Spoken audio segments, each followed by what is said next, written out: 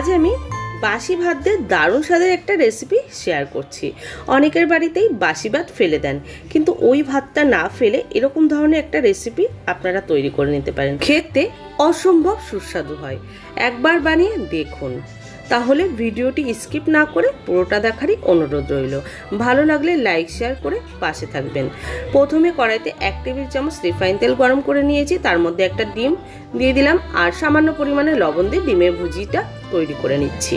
আর ডিমের ভুজিয়াটা খুব লালচে করে ভাজার দরকার নেই, একটু হালকা ভাজা হয়ে গেলে নামিয়ে নিলাম। এবার নুন হলুদ মাখানো চিংড়ি মাছটাও হালকা করে ভেজে তুলে নিচ্ছি। তারপর ওই তেলে আমি দিয়ে দেব ফোড়নে গোটা গরম মশলা আর 2টো শুকনো লঙ্কা। ফোড়নটা একটু ভাজা ভাজা হয়ে গেলে ফোড়নের থেকে সুন্দর একটা গন্ধ বেরোতে শুরু করলে দিয়ে দিচ্ছি পেঁয়াজ আর রসুন। তারপর পেঁয়াজ রসুনটা খুব ভালো করে একটু ভেজে নেব। খুব লালচে করে ভাজছি না, একটু হালকা রং ধরে গেলে সেরকম ভাবে ভেজে নেব। দিয়ে দিয়েছি ক্যাপসিকাম, গাজর কুচি আর কাঁচা লঙ্কা কুচি। এরপর সব সবজিগুলো হালকা করে ভেজে নিচ্ছি। এখানে আমি অ্যাড করছি অল্প পরিমাণে লবণ, হলুদ, চিনি। এরপর সব সবজির সঙ্গে মিলিয়ে নিলাম। এইভাবে একদিন বাড়িতে ভাত ভাজা বানিয়ে দেখুন, সবাই খেয়ে আপনার সুনাম করবে। দিয়ে দিলাম অল্প পরিমাণে গরম মশলা গুঁড়ো আর একটু সয়া সস। সয়া সসটা কিন্তু দিলে খুবই সুন্দর একটা গন্ধ আসে।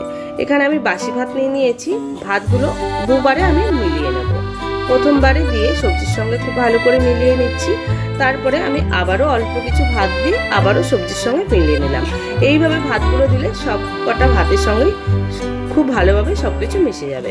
দিয়ে দিলাম ভেজে রাখা চিংড়ি মাছ আর ডিমের ভুজিটা, তারপর আবারও মিলিয়ে নিলাম। আচ্ছা বন্ধুরা, মাঝখানে আমি গোলমরিচ দিয়েছিলাম, সেটা কোনো কারণে স্কিপ হয়ে গেছে, তার জন্য খুবই দুঃখিত। নামানোর আগে একটু ধনেপাতা দিয়ে নাড়াচাড়া করে নামিয়ে নিলাম। ব্যাস হয়ে গেল আমার ভাত ভাজা।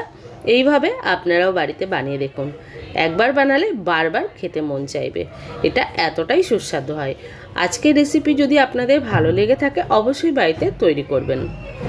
আর আমার চ্যানেলটি সাবস্ক্রাইব করে নেবেন, চ্যানেলটি লাইক শেয়ার করে পাশে থাকবেন। আর ফেসবুক থেকে দেখে থাকলে পেজটি ফলো করে নেওয়ার অনুরোধ রইল। সবাই ভালো থাকবেন, সুস্থ থাকবেন। ধন্যবাদ।